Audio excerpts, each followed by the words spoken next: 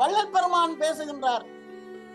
எனக்கு மற்றும் என்னுடைய 3 உடம்புகளிலேயும் நீர் குடியிருந்து எனக்கு என்றும் துணியாக இருக்கின்றீர். அது சரிதான். எனக்கு மரணமில்லா பெருவாழ்வை நீர் பூரணமாக எனக்கு வழங்கி என்னோடவே இருக்கின்றேன். சரிதான். ஆனால் இந்த நிலை எல்லாருக்கும் இருக்க வேண்டும் என்று நான் அழுகின்றேன். நான் மட்டும் இப்படி வாழ்ந்தால் போதுமா?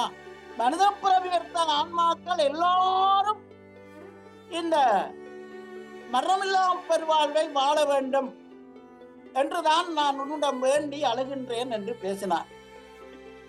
அதை கேட்ட அருட்பெரும் ஜோதி ஆண்டவர், உனக்கு வழங்கின இந்த மரணமில்லா பெருவாழ்வு உலகத்திலே மனித பிறவி எடுத்த ஆன்மாக்கள் எல்லாருக்கும் உரியதுதான் என்று உனக்கு அந்த வாழ்வியல் வழங்கப்பட்டதோ அந்த கணமே எல்லாருக்கும் வாழக்கூடிய அந்த பக்குவத்தை உன்மூலமாக இந்த உலகத்துக்கு அது அந்த சாகா கல்வி வெளிப்பட்டு விட்டது.